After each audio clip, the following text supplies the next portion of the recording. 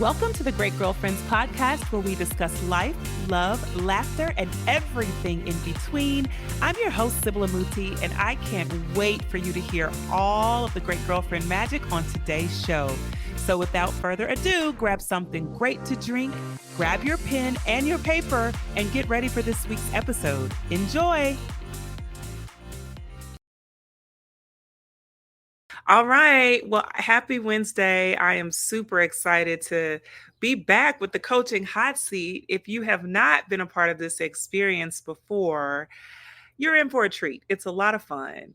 It can be a little abrasive, just a little abrasive, but all for the good. Because when people love you, they are going to challenge you on things that you need to be challenged on and help stimulate you and grow you and make sure you have all the tools you need to be your best self. So that's what the coaching hot seat is about. That's what the Great Girlfriend community is about. And that's how we do all the sharing and caring that we do to make sure we continually love on one another in the community. So before I jump into the coaching hot seat, I want to make sure that you are subscribed, liking and commenting and participating on our YouTube page at The Great Girlfriends. We've got over 600 different episodes of the podcast there. And crazy to say how many people listen to the podcast each month. Tens of thousands of people listening each month to the podcast. Then we got like 785 subscribers on YouTube. Not sure what that's about, but I'm like, come and see all this. Come and see all this. So subscribe on YouTube so you can actually have access to the videos. You get a chance to see the podcast. Let it play in your kitchen. It's like having your homegirls, cooking with you while you're getting dinner ready or while you're driving home or whatever be the case. But keep that podcast close. I mean, keep the YouTube channel close. Keep listening to the podcast too. But definitely subscribe to the podcast.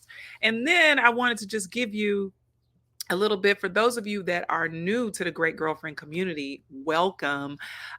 This podcast and this live coaching hot seat is just one of the ways that we want to try to nurture the community and make sure that we're bringing people together for lunch and learn, for edutainment, for grooming ourselves for success, and for equipping the community to have tools that we need to be the best and highest version of ourselves. So oftentimes over the past few years, we'd have our monthly meetups and our lunch and learns, and now we're bringing that back. I took a break because I needed a break at the top of the year, and I'm bringing a lot of these things back because what I noticed was that people were asking, when are we having our lunch and learns? When are we having our community meetups? When are we doing these things? And I want to make sure that if it's something you want, we're able to provide it, or if it's a solution that you need, we're able to give it to you.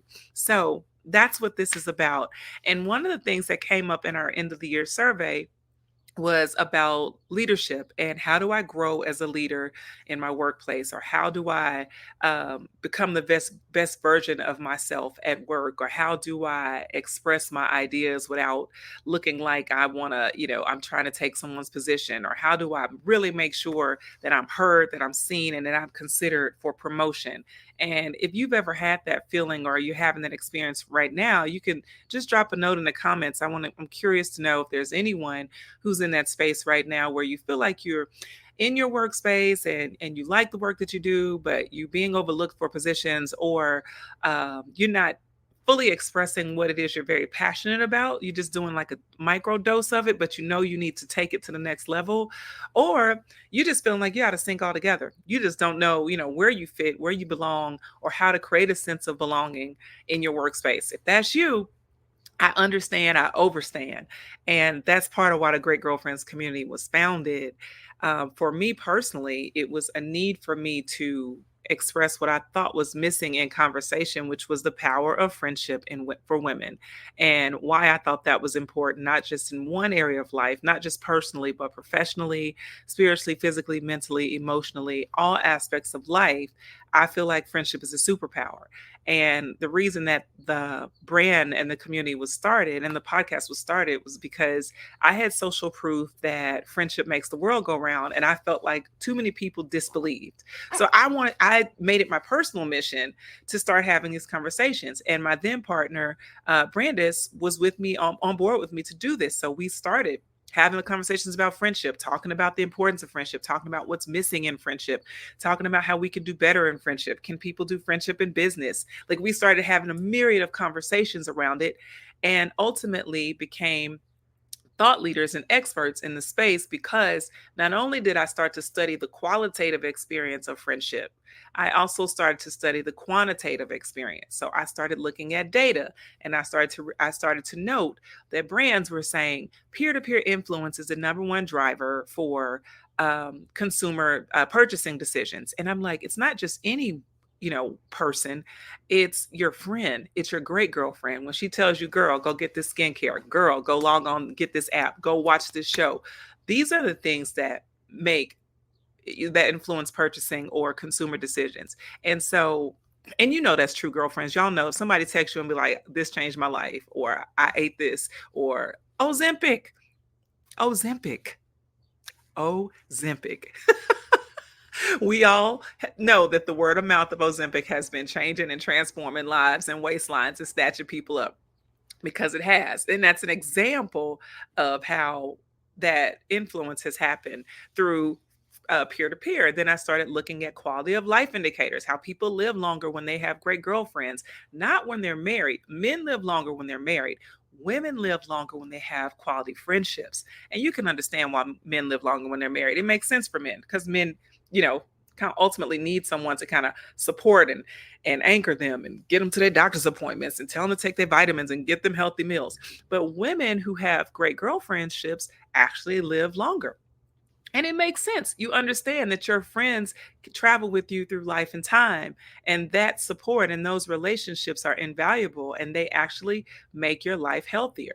All the data shows that people with healthy friendships are healthier people, meaning they have lower blood pressure, they have lower cholesterol levels, they less cases of diabetes, less heart disease, all of these things because friendship is stimulating. And so I was able to take the quantitative data around friendship and then also take the qualitative data around friendship and use that to create what I believe the world needed to know about friendship. And then I started to bring on other people who studied friendship or studied peer to peer relationship and understanding. And so my thought leadership was built around me believing and having a high belief in a particular interest in a topic, and really, really diving in, studying it, and exploding and amplifying the messaging of it to show that it is valuable, not just to me, but to other people. And that's the same for you. You have people in your life who are considered thought leaders. Every one of us does. You might be thinking of your pastor or your spiritual leader is a thought leader on the Bible. They could quote a scripture and you might not even cross-reference it because you're like, he probably know the Bible better than me. Who said that? I've said it many times. This person probably knows it better than me. So I'm not even going to bother to cross-reference it. Your doctor is a thought leader. Your doctor can give you a number off a chart and tell you what it means. And because you have no knowledge of that information, you trust it because they're the thought leaders in your life. Your accountant, right? Your banker, your great girlfriend who might be doing better than you in a certain category. Maybe she travels more, or maybe she has been married longer, or whatever be the case, she might be a thought leader in your life. Your mother could be a thought leader, but think of some of the thought leaders in your life and drop them in the comments. It can be someone at work that you truly respect and admire for their ability to move the needle on something that is important. But these are examples. It could be your manager, it could be a visionary CEO. It could be someone who has really taken a very important message and made it viral. For me, that was Oprah. She was a complete thought leader in women's empowerment for me. Mel Robbins is another person that I respect as a thought leader and truly admire for her voice and her expertise in personal development for women.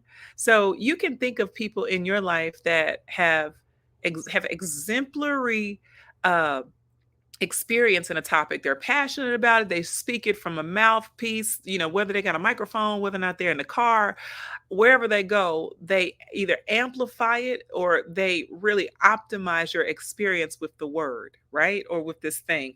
And you might also be that in your space. I saw in the comments, we did a survey in our Facebook group at the Great Girlfriends. And in the comments, there were people who were saying that they're a thought leader because people come to them and ask them questions about this particular topic over and over again. Or they're a thought leader because they know They have a sense of knowing around wellness or fitness or things like that, or they're a sought after speaker in that particular category. So they're known as a thought leader, an expert in that space. So we have so many people in our Great Girlfriends community. Shout out to everyone who recognizes their ability to operate and live and move as a thought leader. But then you also know the people in your life that are thought leaders that you personally have a love and respect for their voice in a space. Just drop some in the comments. I just want to see. I'm just curious of people you can think of that you might consider a thought leader. I told you that Oprah was a thought leader for me in the women's empowerment space. Carla Harris is someone that I think is a really great advisor in business, wealth, asset management. I love her voice. Tiffany Aliche, the budgetista, is a great girlfriend, but she's also a thought leader on budgeting and financing. I might say your pastor, my pastor, Warren Campbell, is a thought leader. I love his teaching around the Bible. It's so practical, so simple, easy to digest, and actionable, right? So just thinking about that, even thought leaders in entrepreneurship. I have many great girlfriends who are mentors and advisors in entrepreneurship because they've played a role as a thought leader or mentor for me. One that I have spoken about endlessly on the podcast is Edith Kelly Green, who's been one of my favorite mentors since I was about maybe 12 or 13 years old. And she continues to pour business acumen, wisdom into not just myself, but women all around Memphis, Tennessee. And she's just a wise woman when it comes to business. So there's a number of people in your life that are active thought leaders and influencers. So saying all that to say, you know them and you probably are one of them. But now, how do you bring that to the workplace? How do you make sure that you are creating conversations and activating people around a certain topic or an area of expertise that matters to you? How do you make it matter to them? That's the big piece. Because so many times we think about things that are valuable at work, but we don't speak about them because we're like, ugh, maybe this is not the time or the place. It didn't come up in conversation. Or you may not want to take on any more of a workload because you might feel like you're already burdened with the things that you're busy working on. So you find yourself kind of holding your voice back. And if that's you've been holding your voice back, I got news for you. You are killing your thought leadership. You just absolutely, you're knocking it out. Like it is not a value. So there's a few things that you need to know. Thought leadership is gained when a person takes lead on sharing insights around a particular topic. This might be, these are the people that create thought provocation, right? Or influence ideas for consideration. These are people amplifying popular thinking or challenging popular thinking with alternative insights, and they're possibly overlooked, right? So these are the people that are going, hey, have you considered X, Y, and Z, ABC? Or hey, I know we normally do things this way, but I've been thinking or focusing on, I've been noticing differences in trends based off of X, Y, and Z area of thought leadership that I think could be valuable to this solution in the workplace. Or I noticed that we do work with people in this arena, but we don't talk about this thing. Why is this being overlooked?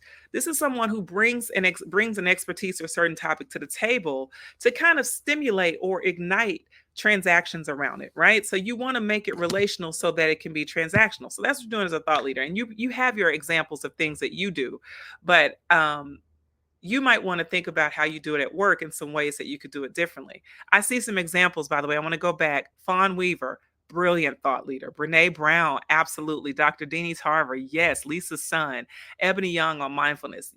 You know them, you have them. There are people that we lean into, and then you're the person that someone else is leaning into. So now what we're talking about is transferring this and making sure that in the work that you do in your professional space, people can see value and respect your thought leadership because they have full experience with it. So we see thought leadership in our careers on LinkedIn. We see them on social media and community leadership at church, all these places. We see it in our friendships too. Like I said, I have one friend who is the absolute planner. I ain't gonna call her name because then she's gonna call me and be like, girl, why you call my whole name on that podcast? I have one, she plans everything. She plans everything down to the snacks. She plans the time we're gonna leave, the time we're gonna come back. She plans all the in-betweens. She plans where everybody gonna go, where everybody gonna sit, what they're gonna do, right? She is the planner of the group. So what do? I don't plan nothing. I just say I'm available and I let her lead on planning. She is the head of ops for my friend group. And I'm probably the head of bringing everybody together. I'm the head of collaboration and communications for my friend group. I bring everybody together. I make sure everybody can be there. I get everybody on the group text. If you say we need a group text, I'm probably gonna put it together in 5 seconds. I'm gonna make sure everybody got the date, the time. I might not make it, but I'm gonna make sure everybody else makes it. That's who I am in the friend group. So anyway, back to what we were saying. How do thought leaders position themselves as leaders? How do these people do that? How do the people on social media do it? How do the people in Great Girlfriends do it? How do we establish ourselves as leaders, as thought leaders, as people who can be respected for saying a certain thing? People who can get your undivided attention when they speak on a topic because they have full awareness. How do they do it? And why aren't you doing it? Two questions. How do they? I'm going to say, how do we? Because I do consider myself a thought leader at the things that I do know. Now, the stuff I don't know, I'm a thought leader question. But the stuff I know, thought leader. All right. So, how do we do it? And why aren't you doing it? The why aren't you doing it is a broader, bigger, deeper question that you're going to have to explore personally. Get intimate, get in your journal, ask yourself, why am I not doing this? Why am I not optimizing my voice? Why am I not taking the mic? Why am I not expanding or expounding on topics that matter to me? Why am I not vocalizing what I think needs to be said in certain spaces? Why am I shrinking my message, right? That's a conversation you got to have with yourself. And we'll go through some of that on the back end of this. But I want to give you these three things that people are doing to position themselves as thought leaders. Number one, thought leaders, those of you who consider yourself a thought leader, consistently, keyword, consistently share insights or valuable ideas around the things that we are thought leaders in, even when it's uncommon or unwarranted. I could be in the beauty shop and somebody's talking about hair, and I'd be like, "So how your friends?" And they're like, "What?" Yeah, I know. I bring up the topic everywhere I go because it matters everywhere I go. On a consistent basis, I am having conversation about friendship. I am talking about the intersectionality of friendship. I am challenging people to bring together community. I am asking people about the power of their community. I'm pulling together stories on community. I'm sharing community. I'm connecting people that I think need to be connected as friends because that is part of my thought leadership. That is what thought leaders do. Every single person that you've named as a thought leader has been consistent in sharing their insights or their valuable ideas. Consistency is key. Inconsistency breeds doubt. Inconsistency, reeks of doubt and insecurity. If you're inconsistent around a message, it almost says, I don't really believe this. I believe it on the weekend. I believe it when it's convenient, when it's trending. No, you got to believe it rain, hail, sleet, or snow. And you got to be willing to vocalize, verbalize, communicate, articulate the things that are valuable as a thought leader in every season. Number two, they locate the intersectionality of their area of expertise with the larger community's needs. Intersectionality. What is that? I'll tell you, here's the equation. What does X have to do with Y? That's it. What does X have to do with Y? What does friendship have to do with food? Plenty. What does friendship have to do with travel? What does friendship have to do with health? What does friendship have to do with finance? What does friendship have to do with Facebook? What does friendship have to do with nails? What does friendship have to do with air conditioning? What does friendship have to do with fried chicken? I'm going to always say, what does friendship have to do with X, Y? What does X have to do with Y? And you're going to say that about your area of thought leadership. What does accounting have to do with Black women in business? What does accounting have to do with legacy or estate planning? What does accounting have to do with making quality health decisions for elders or making quality health decisions for a family or family planning? What does it have to do with it? You're going to pick your topic and you're going to say, what does it have to do with this? I like Fawn Weaver as an example because as a woman in business, she tells you her entire story and she talks again about no imposter syndrome. It's her big message about not being an imposter, never having imposter syndrome, being a guiding light or a North Star, her belief towards her activating God in her life and experiencing explosive business results for Uncle Nearest, for her personal brand, for her generation, creating generational wealth and a legacy. You see that in all of her messaging. What does X have to do with Y? That's the question that you're always going to ask yourself as a thought leader. And you're always going to make sure that you amplify that because people might be overlooking the intersectionality. They might be going, what does friendship have to do with music? Plenty. And Amaryllis, yes, friendship has a lot to do with fried chicken. All right. So number one, they consistently share insights and values consistently. Number two, they locate intersectionality. What does X have to do with Y? Number three, they continually study or progress the interest of that topic from a small group to a larger, more vested interest where it begins to influence change. They start popularizing it. That's it. When this podcast started, we sent out emails to 25 people. I sent 25, Brandon sent 25, 50 total. We said, take a listen if you can, please. Next thing you know, we had 150 listeners. Within a week, we had 1,500. And then the number continued to grow, to now every month, tens upon thousands of women listening every month across 178 US markets and 100 countries, growing the message and popularizing the great girlfriendship, the power of great girlfriendship, intersectionality of X to Y. What does that have to do with that? Consistently over the past, let's see, 2015, this makes 9 years of a weekly podcast. That's consistency. If I do say, I need to pat myself on the back for that right there, because that is a long time and that's a lot of work and that's a lot of vested interest in making sure that this topic is popularized, that people can have experience with it. Now, if I'm going too fast, let me know. If I'm going too slow, let me know. If any of this is resonating, I need to see it in the comments. Just let me know. And if you're listening to this on a podcast, you can just DM me and go, yes, girl, yes, or no, girl, no, whatever the feeling. I want to know if this at all resonates with you at all. And then I'm going to keep going a bit because we also have our coaching hot seat coming up, which I'm excited about. Okay. So you want to think about thought leaders, right? In your workplace, the ones that you currently know that are your coworkers or your leaders, your advisors, your group leader. They could be leaders in your ERG. Think about who they are and why you trust them. You trust them for a certain reason. The question is why. Why do you trust them around what they do or what they say? Why is it credible? It's probably credible because you're witnessing or experiencing consistency in what they say and the choices they make associated with it. As a thought leader in the workplace, you're going to have to create some separators. You're going to have some dividers because you are going to make your voice a more visible and a more tangible and a more result-driven voice. So, first things first, how do you become a recognized voice or a thought leader in your workplace? Number one, you have to separate yourself from the micro conversations about petty things. You have to separate yourself and you have to focus on the macro influence of your expertise. Think about this. There are lots of conversations happening at work, and you can join any of them at any given time and participate if you want to. And some of them are going to lead you to places that you can't get out of. You're going to end up in a rabbit hole with garbage about the junk at work that doesn't matter. Or some of them are going to propel you into spaces that position you for more promotions, more influence, right? More ability to impact global change at your organization and outside of your organization. Because what happens is once people hear and respect your voice for what you do, they want to help you spread it further and farther and wider. It becomes their mission, your community, your supporters, your fans. It becomes their mission to spread your message with you.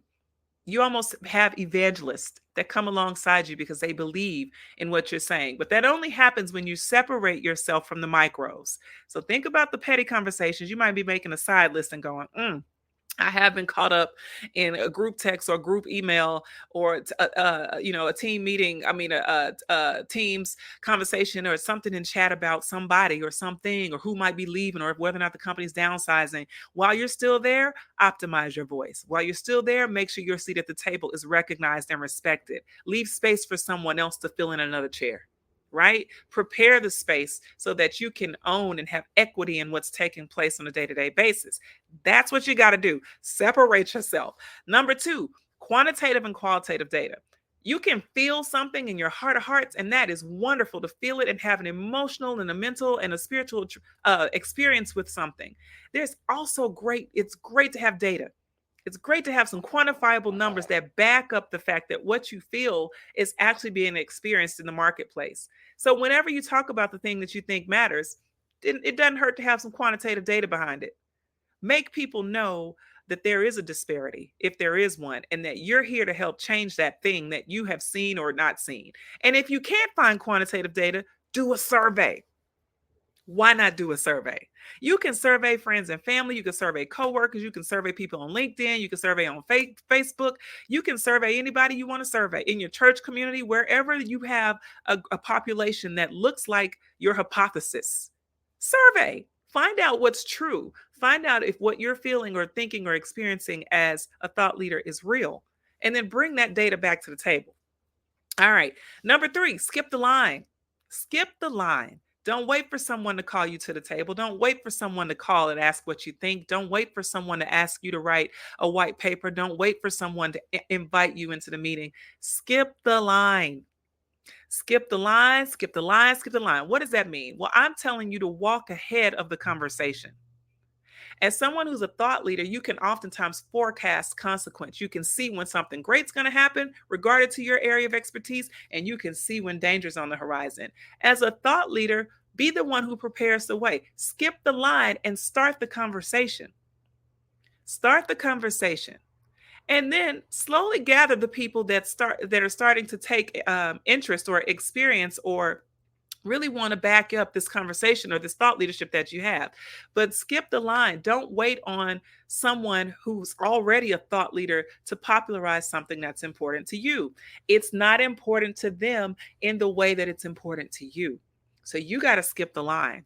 You have to be the one to say, hey, I've been in a few meetings and this hasn't come up. So here's what I'm thinking. Or, hey, I'm starting a small little group. We're going to start discussing the intersectionality between X and Y, because I do think that this is going to affect this next product or this next decision that we're making at my level. Or, hey, I wanted to bring together a few thought leaders in this space because I do think it's important that we, as we project in this business or as we forecast what's coming, we look at boom, boom, boom. Let me know if that matters to you, if that resonates for you. I just gave you like a few little lines that you can use on your own, but skip the line. All right, number 4, locate your style of communication and max it out.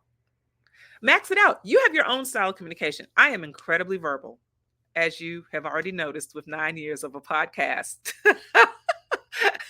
Episode after episode, I could talk to a wall. Okay, I'm very verbal, and if there's something that I want to see or experience or have said, I'm oftentimes going to bring it up first. I wasn't always that way. It wasn't until I got urgent around the things that mattered to me, and I felt like I felt that if I didn't say something or move the needle, someone else was facing consequence, that I began to become very, very verbal as a thought leader. Very verbal. I also write a real strong email. I'm a really, really great written communicator. I'm also considered a high functioning extroverted introvert, right? Saying that to say, I speak when it's necessary for me to speak, and when it's not, I don't. You have to locate your style of communication and max out your style. Don't try to communicate like other people. As a thought leader, know your way and utilize your way. I love Beyonce as a thought leader. Here's why. Beyonce communicates a lot, mostly, primarily through her music. She doesn't do a lot of media. She has said that she is shy. She has consistently retreated from doing a lot of interviews. She puts conversations. She might put voice over some product if she wants to sell a product, but she does not try or attempt to be Tabitha Brown. She's not giving you daily motivation. She's minding her business. Likewise, Tabitha is a very verbal and passionate, heartfelt communicator, and she uses her voice and her physical presence on a daily basis to optimize her reach. These are two different types of thought leaders that are both they found their way of communicating and they're maxing that out. You want to do the same thing. What's your way? Yours could be music, yours could be hair, yours could be fashion, yours could be a photo journal. It could be a written journal. You could be a verbal communicator like me. You could be a rapper. You could be a chef. Whatever it is, as a thought leader, put it out there and max it out. Max it out. Trust me, it's welcome in your workplace. Creativity is always welcome. Creativity and innovation are always welcome. Even when you think they're not welcome, they are always welcome, because everyone can appreciate and respect creativity, and everyone can appreciate and respect change and innovation. All right. All right. Number 5, offer complimentary consultations around your area of thought leadership. Prove it. Build out your case studies. If you have a strong hypothesis around something, for me, I was like, I know for a fact that great girlfriendship is the key to optimizing wealth, key to optimizing health, influence, quality of life, all of these things. So what did I do? I went out on a quest throughout the podcast and beyond to find all of these success stories and bring them to the podcast or bring them to the conference or bring them to the Facebook community. But I'm constantly looking for ways to build out my proof of concept. And then once I get my proof of concept, I'm putting it on the forefront for people to see and for people to experience. Or I'm offering a complimentary consultation. When I worked aggressively in brand strategy and when I was constantly consulting as a brand strategist and I felt like a brand didn't have a full experience with me, or maybe they thought, okay, she only does multicultural branding. I said, no, no, no, no, no. Let's do a brainstorm meeting. No charge. Let me just come to a meeting and let's just have a think tank. And after a think tank with me, you're going to know for a fact that I'm not just a thought leader for women in multicultural, or I'm a thought leader in lifestyle branding, and I have the capacity to expand the scope of the concept across any vertical, right? So I offer complimentary consultations. Now, this next one ain't going to be free, okay? But on the front end, you can get a free consultation. I'm gonna do something for free and I'm gonna show you what I'm capable of doing. I'm also investing in relationships and establishing relationships that are going to create more business or more space for me as a thought leader. Even as I go live on Facebook, you might say, okay, there's probably 8, 10 people. I don't know how many people watch it right now because I'm focused on the screen.